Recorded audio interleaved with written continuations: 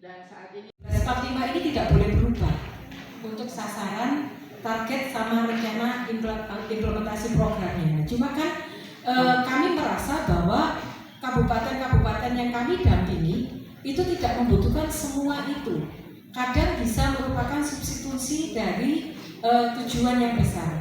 Nah, mungkin bisa saya jelaskan, memang RPJPD ini disusun sebagai upaya nyata perwujudan, jadi wujud pembangunan daerah yang merupakan bagian integral dari perwujudan Indonesia Emas 2045. Nah, Indonesia Emas versi Kabupaten Sorong 2045 ini apa? Nah, ini Bapak Ibu yang harus menargetkan minimal yang bisa diturunkan dari nasional itu apa. Nah, lalu kita juga melihat RPJPD periodenya ini 2005 sampai 2025 ini akan segera berakhir bertepatan dengan momen pilkada serentak seperti yang disampaikan oleh Ibu Kepala tadi. Sehingga setiap bakal calon daerah harus menyusun visi misi sesuai dengan rancangan teknokratik RPJMD yang dalam proses penyusunannya nanti berpedoman pada RPJPD ini, khususnya di 2025 sampai 2045. Jadi secara nggak langsung dia akan beririsan di 5 tahun awal, di 2025 sampai 2030. Nah, itu irisannya nanti dengan rancangan teknokratik RPJMD-nya. Lalu kita harus menjaga sinkronisasi kerangka logis rancangan. Kalau nggak, ngapain kita susah-susah pagi ini kumpul di sini? Kalau tidak diimplementasikan nanti di RPJMD teknokratiknya.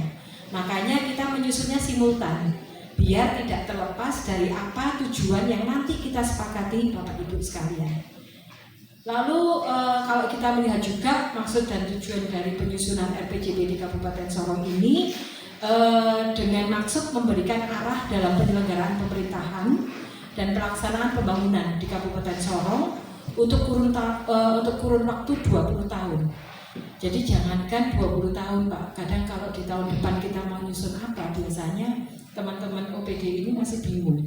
Saya kegiatannya apa ya, apalagi 2 tahun, 3 tahun ke depan. Itu ketika tidak mempunyai target yang akan ditargetkan, maka targetnya tidak akan tercapai. Mungkin pernah saya sering ngobrol seperti ini juga dengan Bapak Ibu. Nah, implementasinya kita lihat sekarang ketika kita mau menyusun next step rencana pembangunan. Kalau zamannya Pak Harto dulu ada rencana pembangunan jangka panjang, Repelita. Nah, itu kan dulu ada di zamannya. Nah, ini sebetulnya sama juga. Jadi dia untuk jangka panjang apa yang akan ditarget.